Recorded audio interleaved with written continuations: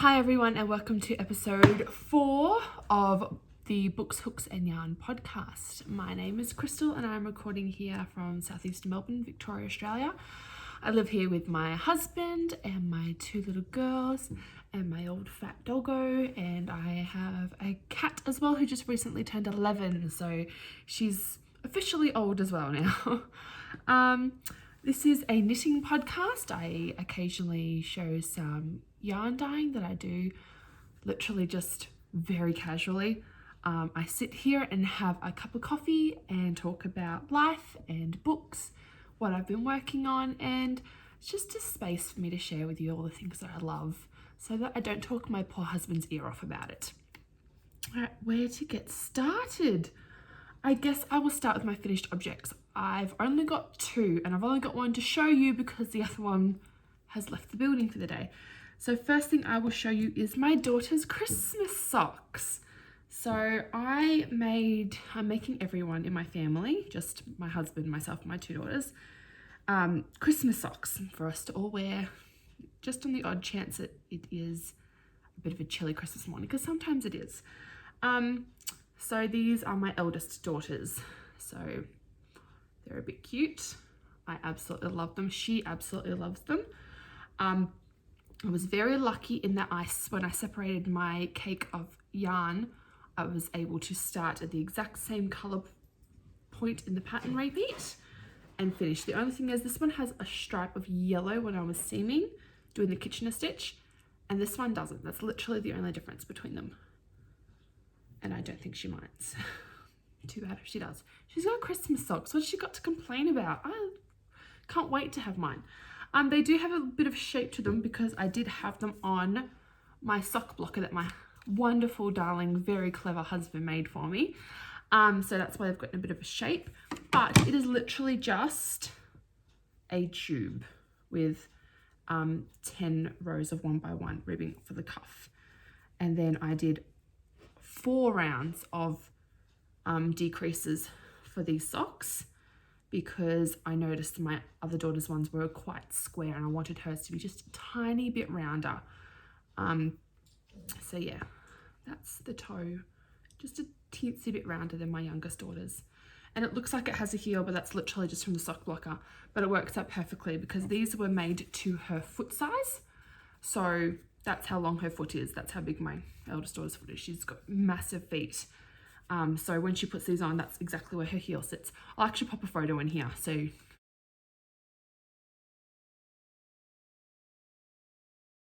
can see she tried them on and wanted a photo straight away, which is lovely. So that's it. That's her Christmas socks. I'll pop one on a blocker so you can see it a bit better. That's so easy. I love these. He's going to make me another one so I can have a matching pair, which would be wonderful. Make it a lot easier to show socks, since now I apparently knit socks, and that's something I can do now. I just have to try and do one with heels and proper toes and everything now. See how we go with that. There we go. Very cute.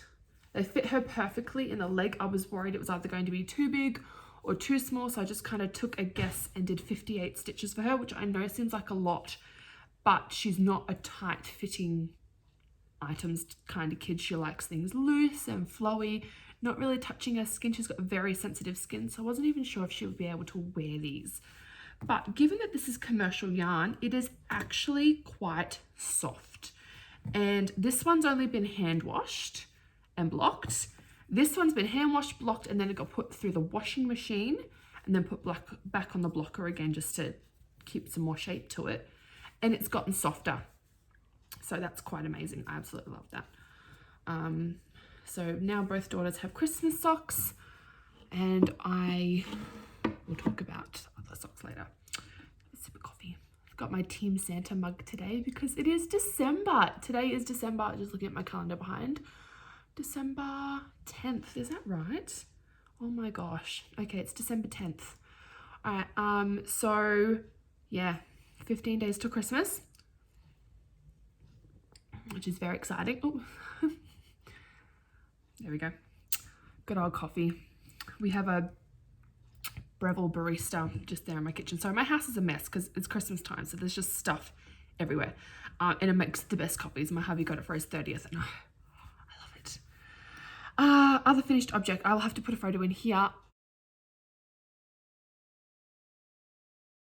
Like sliding across. I made the Barley Beanie by Tin Can Knits for my daughter out of her hand-dyed yarn that she did. So I went to get my daughter's yarn and realised I should probably tell you what my eldest daughter's socks were made out of. It was the Flop Socks Mississippi. And that's the colour. I don't think they really have a colour. It just has like numbers on it. But yeah, very cute. She loves the colours in it. And yeah, this is what I've got left over. So I divided it into, I think I had a 50 skein and a 50 gram and a 49 gram ball, and that's what I've got left. So that worked out pretty well. I'll actually probably make her either some fingerless mitts, I think we decided, because she'll love that to match her socks. That's her yarn. I didn't really know what to do with it afterwards. I was like, how do I store that? I'm actually in the process of pulling all my wool out, and so it's just in a freezer, a Ziploc bag, so I can keep track. This is the 7 grams I have left of the hand-dyed yarn my daughter did. It was pink and yellow, so it turned into a bit of a sunsetty orange and pink, and it looks absolutely beautiful. Knit up was gorgeous. It wasn't like commercially dyed yarn or even professionally dyed hand yarn, because she just put the yarn whenever, like the dye wherever she wanted all over the yarn. So when I'm knitting it up, it's not like I can go, okay, I'm just going to keep knitting until it changes color again, because I could not physically tell when the next color change was coming because it was completely random, which was also lots of fun. So no complaints about that.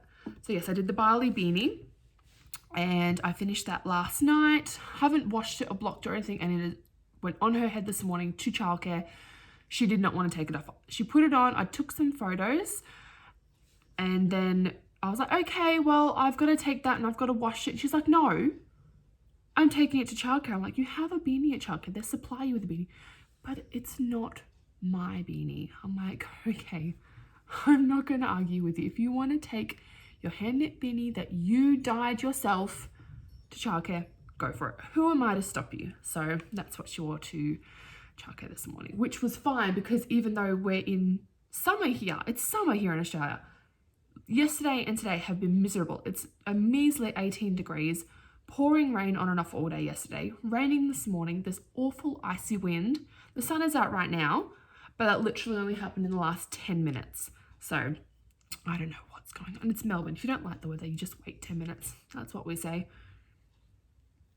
And that's it for my finished objects. I was supposed to have so much more done, but I guess that is part of my works in progress. So previously on other earlier episodes, my works in progress included the free-for-all cowl, my husband's Christmas socks, my daughter's Christmas socks, and I can't remember if I had actually started that Barley Beanie last episode or not, but I had a few fails in the last 2 weeks. My free-for-all cowl has a center point, and you put a stitch marker in there to mark your center point. And somehow my center point, even though I kept using the stitch marker, shifted to the left by about 3 inches. And I didn't realize until I was well over halfway done. So I ripped the whole thing back, because I thought I'll just rip it back to where the shift started. And the shift started about that far from my provisional cast on. So whole thing it's gone. Not even doing it anymore. I was like, I'll pick that up again at a later date. I've got other things I want to knit as well. I was just, as much as I want the cowl and I love the pattern and it's absolutely beautiful, that might just have to wait until next year, because I was like, I want to do my Christmas socks. I really want to cast on a jumper. I've got so much dream knitting, and this is my relaxation hobby, right? So I'm not going to put pressure on myself to get something finished that I majorly stuffed up and prevent myself from casting on things I really want to do that I have the mojo to do right now. Like, why would I make myself do something just because I was working on it? Makes no sense to me. All right, so my current works in progress. I have this in my Yarny Wombat bag. I also ripped back my husband's Christmas socks because after doing my daughter's, I realised I needed to separate my skein of sock yarn. Whoa. Because I just picked it up, I caked it up and then I just started knitting from the middle. And then I realised it's such a long colour repeat. Like this is the same brand, but that's a long colour repeat. So that starts there and then down there to the next bit of green. And I thought I didn't want to risk wasting a bunch of yarn trying to get the second sock started at the same point. So I separated my cakes and I started again. My issue is I think I need to pull it out again because I did a long tail cast on and I think I did it wrong because look how long my tail still is. I think I was accidentally, it was very late at night, was casting on from the middle of my yarn instead. And I just, yeah. The ribbing, however, looks fantastic. So I'm in two minds about whether or not I rip it out because my ribbing doesn't normally look this good this early on. Normally I have to do quite a few rounds to go, oh, wow, cool. There's actually ribbing there. But look, it's actually, oh, it's kind of hard to, there's actually tiny little ribbing in there. Which normally this is all just a bunch of knots for me for the first, I don't know, 4 or 5 rounds. And then somehow I get into the rhythm properly.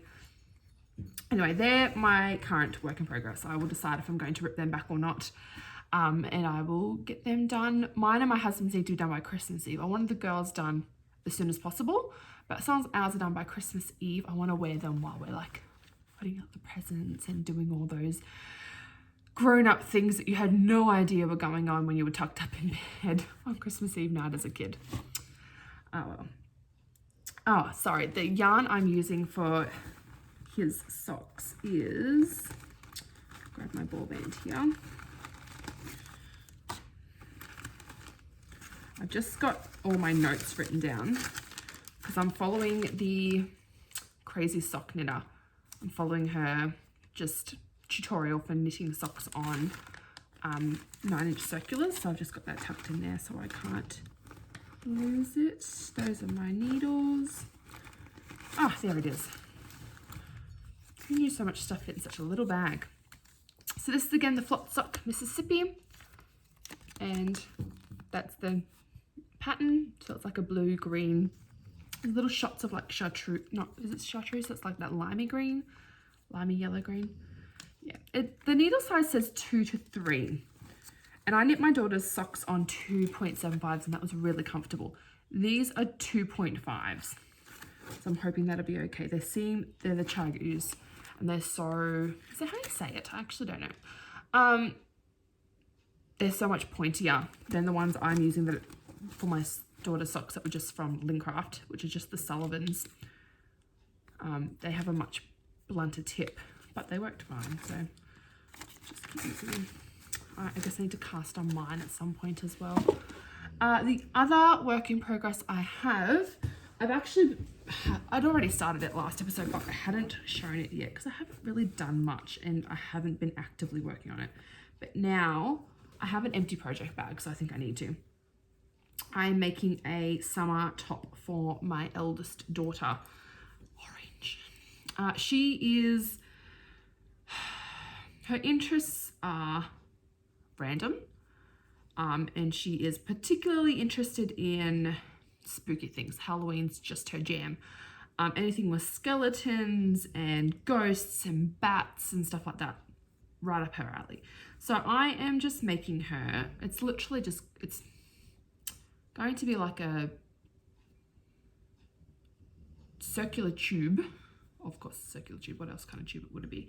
But after I've done the orange, which I'm using this at the moment, which is a Abbey Road Kung Fu cotton from Spotlight, our big chain craft store that we've got here. So it's just 100% cotton. The whole top's 100% cotton. It's just going to be a tube.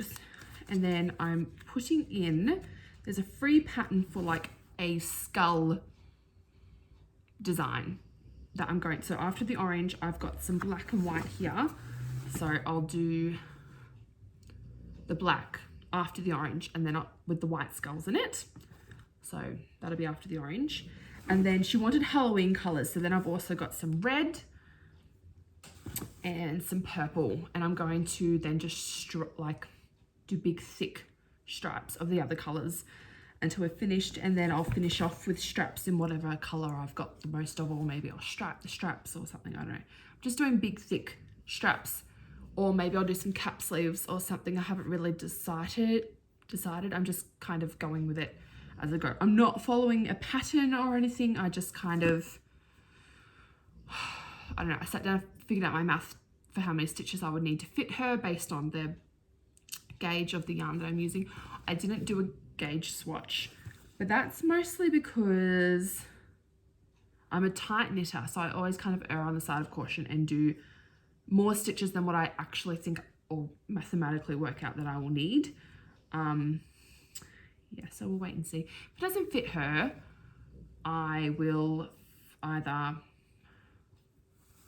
adjust it, I guess. I'm not going to rip the whole thing back because that'll just be a nightmare.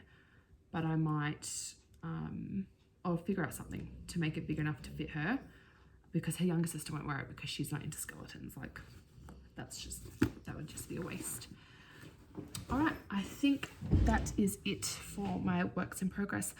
For ones I'm actively knitting on, I do have things I really want to get started on. Like, I need to do my Christmas socks, and I would actually like to go on a bit of a sock adventure at the moment, and I guess I could tell you why by showing you all my pretty new things.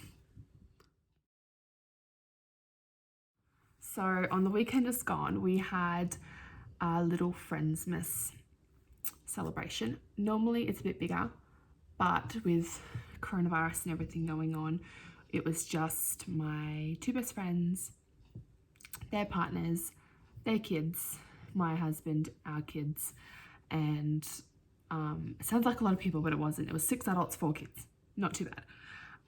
And I got some gifts, and I guess I will show you what they were. I haven't been buying much lately because of Christmas coming up. I was like, well, if my husband knows what's good for it, he will have gotten me hopefully something to do with knitting. And B, I've been busy buying presents for other people, so I guess I'll just get into it and show you what I got. The most exciting thing this was a present. Most exciting thing I received was I'll just move the dust cover a bit. I got 52 weeks of socks from my best friend Melissa. Oh my goodness, it's like the most beautiful book I have ever. Let me see if I can find a page that has no patterns on it, because it's a book. I don't want to give away patterns for free. That's not fair. Here we go. This is just the contents page with all it's just such a beautifully done book. Whoever edited this would have been worth every single penny, because the pictures in it are just stunning. Like, look at this. Sorry, let me see if I can. Look at that. Like, I don't even know if I would wear all the socks in here, but I want to make them all just because of the pictures. Like, they're absolutely stunning. So, it's got this beautiful new book smell. Oh, it's absolutely beautiful. Mel got this from Skein Sisters. So she got this, and she got me this gorgeous natural, I'm drawing a total blank on what it's called. Not hemp, what am I thinking of? It's this stuff. Okay, and it actually folds up flat. I've got her sock yarn in it that I'm making her socks out of that I haven't actually cast on yet. And there's a little Skein Sisters lapel pin on there. But it folds up flat. And when I first pulled it out, I was like, how on earth does this, like, I could see that's the bottom clearly. I'm like, but I'm looking at the snaps and going, none of these line up. Like, what is going on? And then I realized you actually have to fold the corners in. And then they snap together, and then you can snap up the top. So that's like a yarn cake feeder type thing. So you put your cake of yarn in, and it can feed out through the top or the side or whatever you want. It's just the perfect size for a 100 gram cake of yarn, and I can't wait to use it. I think that's going to be perfect. Look at that. And it squishes up so I can stick it straight into a project bag. She also got me so much stuff. It was just a little bundle of knitting joy. She got me this gorgeous skein. I've already caked it up because I can't wait to start knitting it. This gorgeous skein of birdhouse fibers. They're ultra sock, 85% high twist superwash merino and 15% nylon. This is the sage colorway, and it's all purples and greens and a little bit of grey in there. It's absolutely stunning. I don't know if I ever would have bought this one for myself because it's like, it's stunning. It's just not a color that I lean towards, which makes me think I probably need to get other people to do my yarn shopping for me because this is stunning and I can't wait to knit this up. It's so soft. I think it's what made me cake it up straight away as I was playing with the skein and I couldn't stop touching it. And I know it's just going to be an absolute dream to knit. So that's that.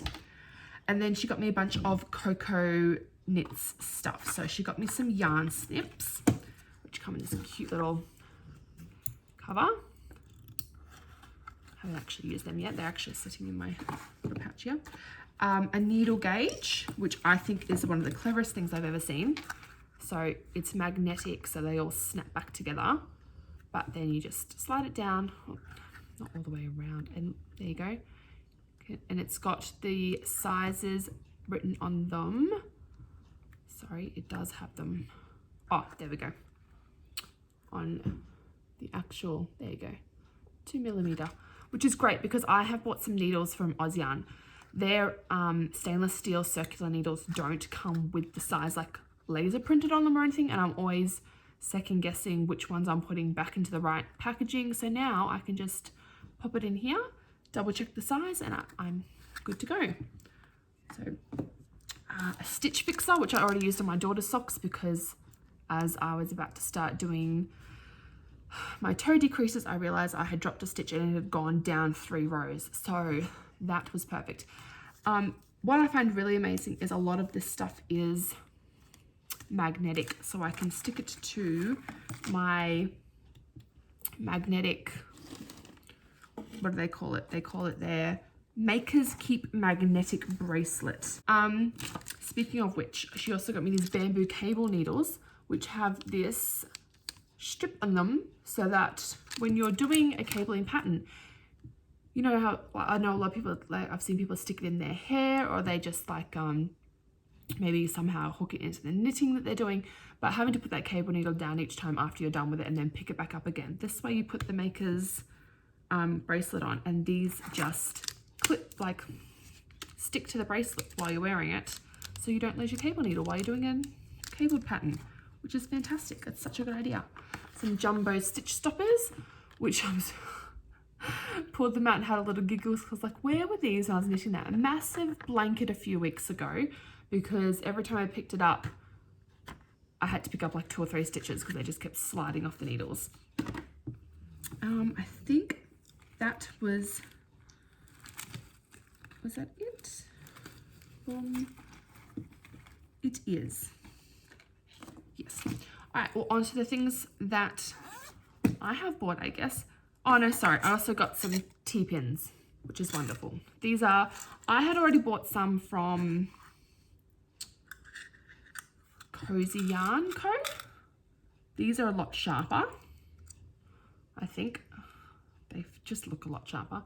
And they're a little bit shorter, which I think they will be better for my smaller objects. The ones I bought, I think, were more designed for larger objects, like large shawls or something like that. So that's all of that stuff. And it was just the most amazing present, and I absolutely loved it. And she's not a knitter, so she had to ask a bunch of people for advice and really go out on a ledge, and I really appreciate it. So thank you so much, Mel. They were just the most amazing presents. Another sip of coffee. All right, things I bought.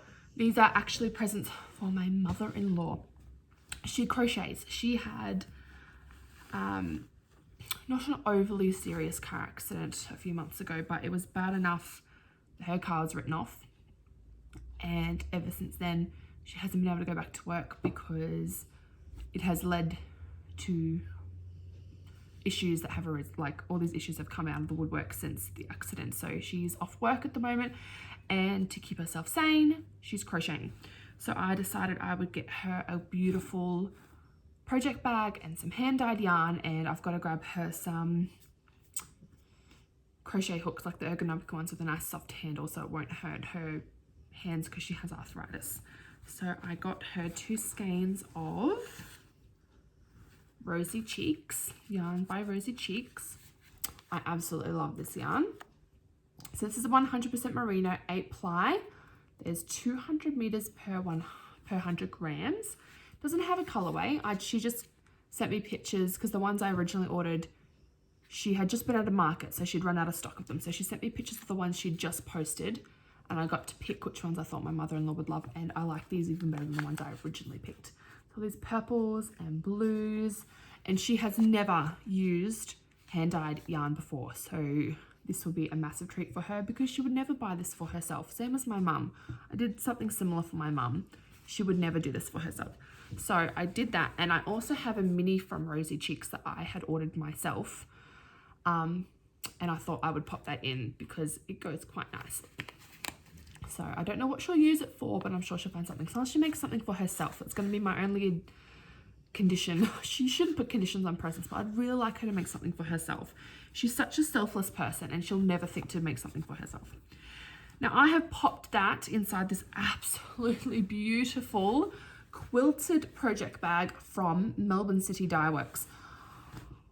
They had a sale on and it was 20% off, so I jumped on and straight away grabbed this because how could I not? Problem is, I want it for myself. I don't want to give it to her. It's just so beautiful. The cord is so smooth, there's no stiffness, and the bag is soft and squishy, but it sits up. So it's amazing. And it's got a little pocket inside, which has also got the apples on it, even though it's just plain calico on the inside. It's got the apple print pocket, and it's just such a beautiful size. Like, that's huge. And it's got a handle. So I didn't want to give it to her. But while I was on there, I grabbed another set, this little notions pouch. It's got mushrooms and butterflies and flowers on it. It's very cute. It's got a little mushroom stitch marker on there, a progress keeper. And that came with 5 beautiful sparkle glitter minis, which matched the bag quite perfectly. So that came with that. Now, I am having some trouble because I want to make a shawl out of this. Hannah of Rose Hip Chick podcast has a simple shawl pattern that uses 5 minis and then a main color for like the main part of the shawl, and then the 5 mini stripe on the edge. And I want to make it because it looks so pretty, and I think these will just look gorgeous. But my problem is I can't decide on the main color. I have lots of things that might go with it, but nothing that would look perfect with it. So I'm having trouble figuring that out. I think I'd like to do a nice neutral color, like maybe a gray or maybe a navy blue. I'm leaning more towards the gray because then I think the colors will pop really nicely against it. And I feel like anything too dark isn't going to look quite right. Or even a light purple. I could deal with that as well. The purple might look quite nice.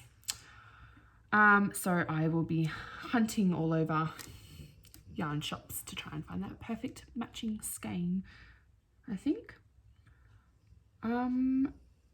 Just checking my notes. I think that is all of my pretty new things.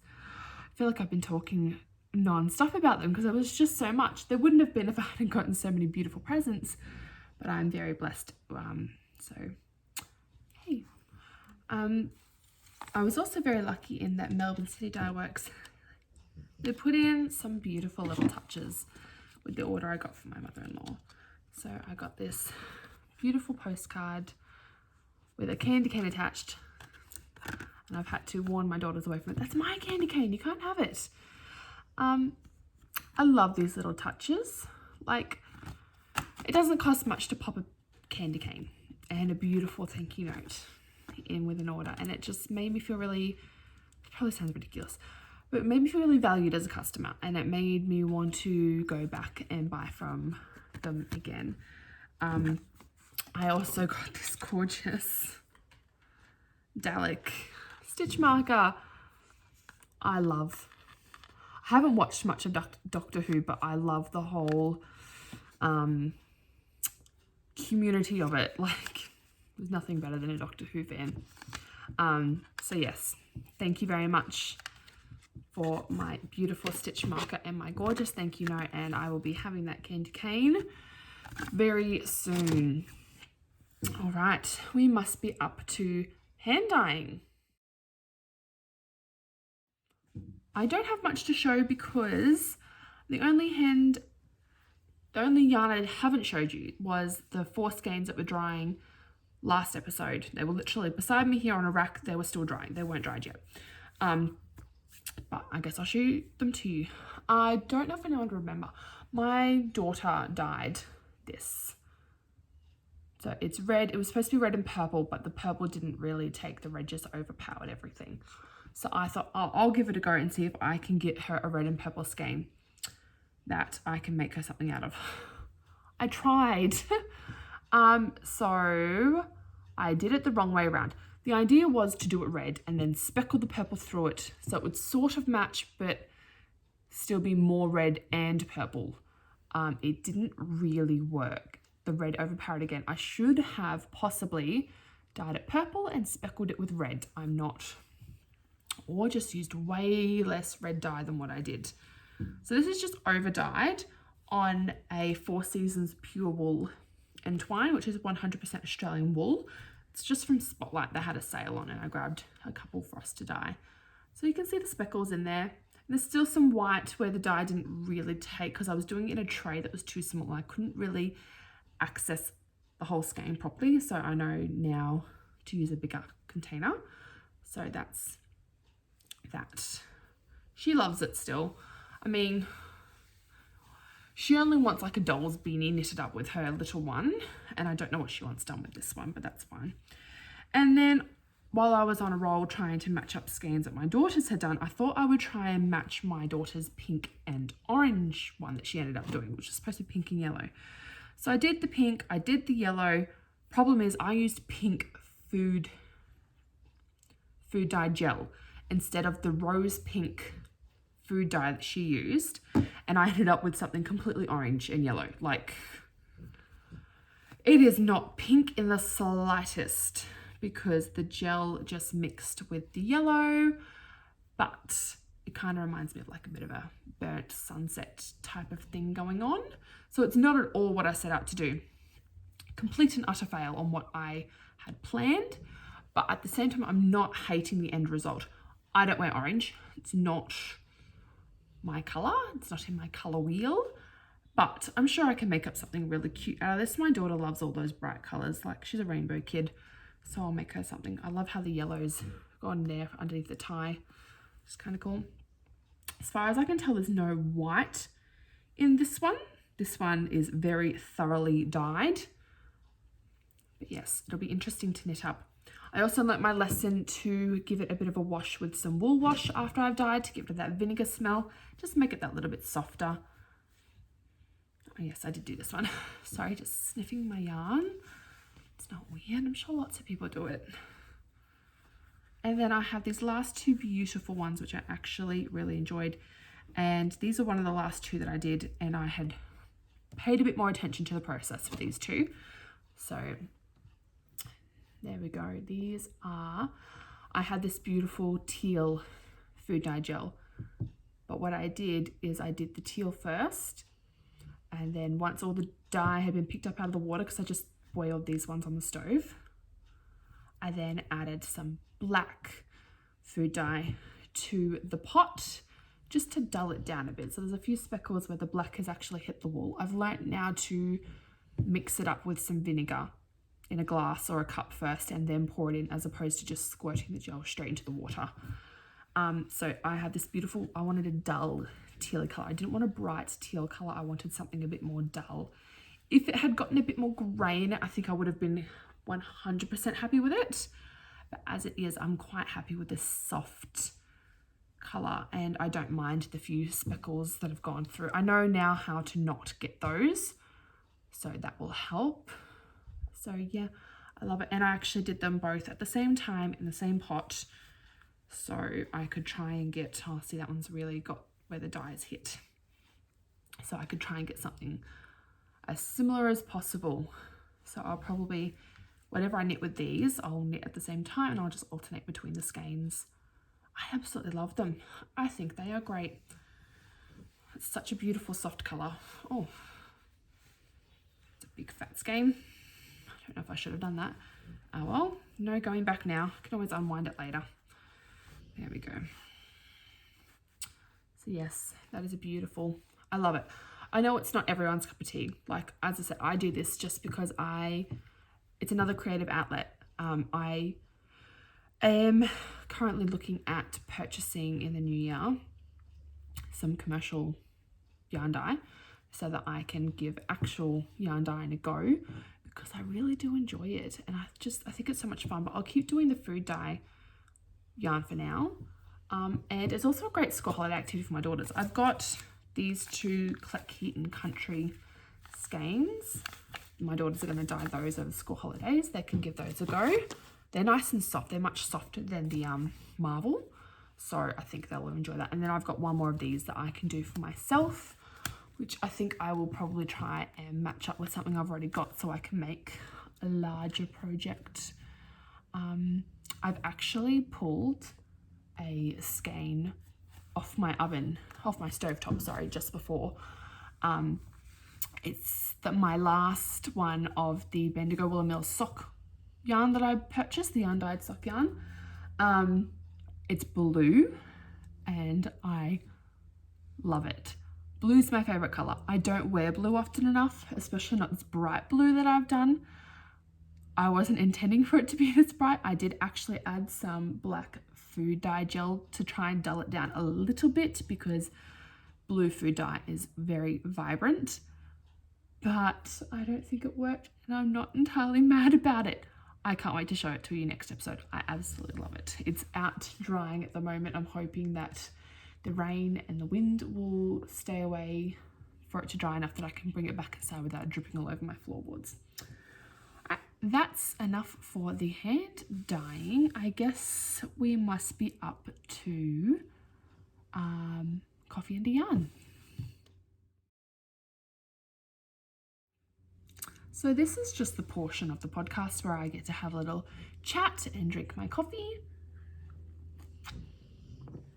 and chat to you about any books or anything I've read, anything going on in life. Problem drinking coffee around your knitting is you end up with fibers in your mouth. Got blue food dye on my hands. So I'm just looking at my mug as I'm drinking, and I'm wondering what other teams there is. It says Team Santa, and I'm wondering, if you're not on Team Santa, are you on like Team Rudolph or Mrs. Claus or Team Elves? Like, I wonder what the other teams are. I could always rearrange the letters and be Team Satan. Who knows? All right, books. I have no books this week. I haven't had a chance to read. I have been reading on my iPad, sorry. I don't have any like hard copy books to read. There's a series on my iPad that I like to read, and it's called Knitting in the City, I think. I'll put it up here. I'll have to double check that. And it's a series about a group of friends that belong to a knitting group, and that's basically, they're romance stories, but they're smart romance stories. I like, if there's going to be romance, fine. It's not necessary to a book for me, but if there is going to be romance in it, at least do it in a way that's not completely cliched, is interesting, and I mean, having some personality to the characters doesn't hurt either. And I love all of the women in this knitting group. I think they're absolutely amazing. And the author puts a lot of thought into, I don't know, like the first book, the main character is called Jane or Janie. And she's just this encyclopedia of completely useless information. And I love that because I love Google. She's like a walking Google. And I think I really enjoyed reading it because, I don't know, I think whenever I wonder about something, I don't just go, oh, well, I'll never know. I go research and I will spend days obsessing over it and reading everything I can about it. And sometimes that information will stick with me and it'll just pop out at random moments. And other times I'll go, okay, well, I know about that now, and probably forget everything that I just read. I don't know. I just really enjoyed that in that book. And every single one of her characters is really interesting and flawed in some way. And they don't try to be fixed by the end of the stories. I guess that's what I kind of like the most. They're very cleverly written books. So yeah, they're on, I know they're on iBooks, on Apple devices. I'm not sure where else you can find them. But yeah, I'll pop the information here and you guys can check it out if you want to. Other than that, I am planning on rereading Anne of Green Gables because I ordered it for myself through my daughter's book club. It was a $3 book and I thought, why not? I loved it when I read it when I was younger. Cried, of course. I loved the series. They've done the series, Anne with an E, on Netflix.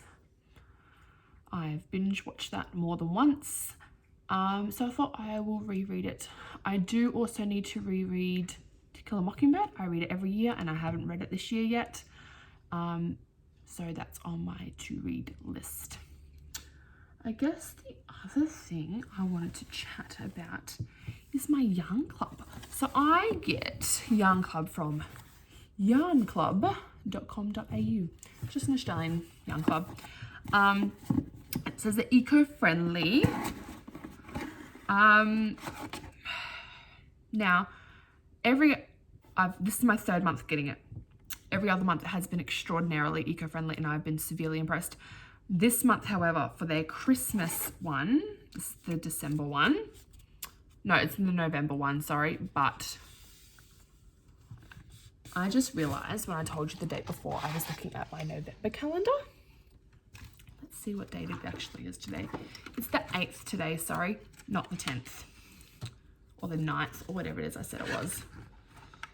Yes, it was the 10th. It's the 8th. I was wondering where the last 2 days are gone. All right, today's the 8th. So you still have 17 days till Christmas, not 15. So it comes with all these beautiful patterns. I don't want to show you too much because somebody's gone to all the effort to read these. So there's like mini stockings and candy canes, and little Christmas trees. And I thought, oh, that's so cute. And then I open up to look at the yarn. And it's 50% cotton, 50% acrylic, which I have no issue with acrylic. Well, I do have issues with acrylic, but I try not to be too judgy because I know sometimes it's all people can afford. If you can afford to do better, I think you should.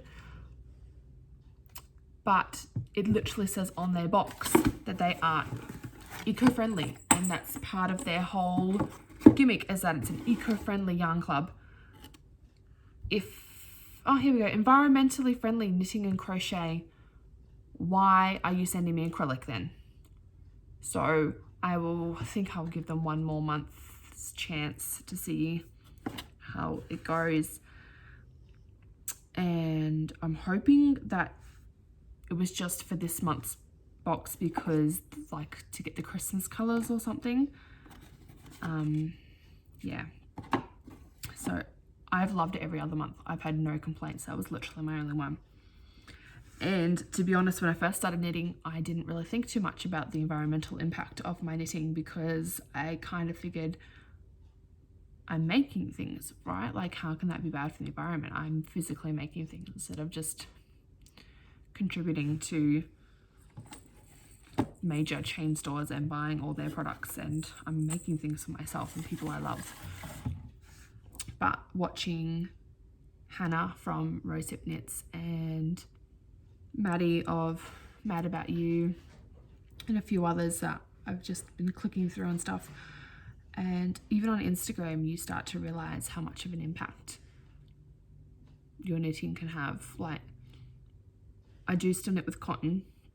I know there are people that refuse to because it has cotton farming can like destroy land, I think. See, I feel like I can't talk too much about that because I haven't done any research on cotton production. I don't really know enough about it.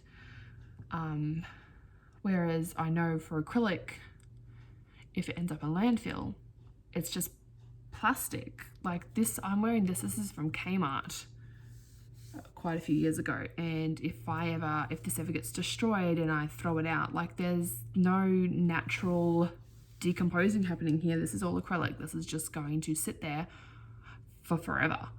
And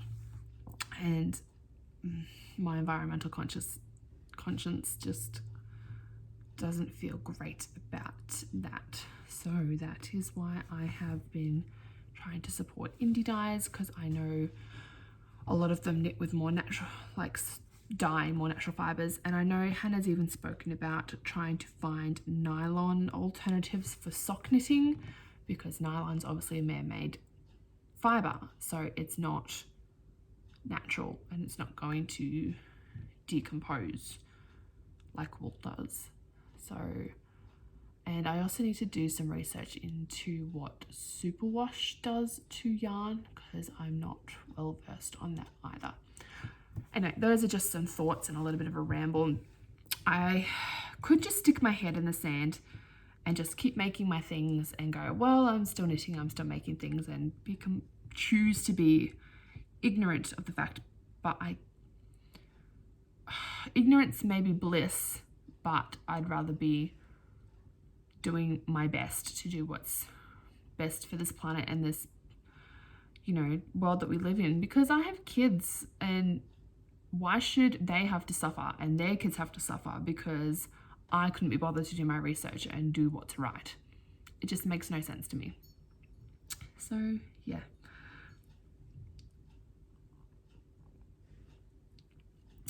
I think that might be it. I have no idea how long this episode is. Considering I only had 2 finished objects, I thought it would be a really short one, but I feel like I've spoken a lot today. But that's okay, because that's what this is for.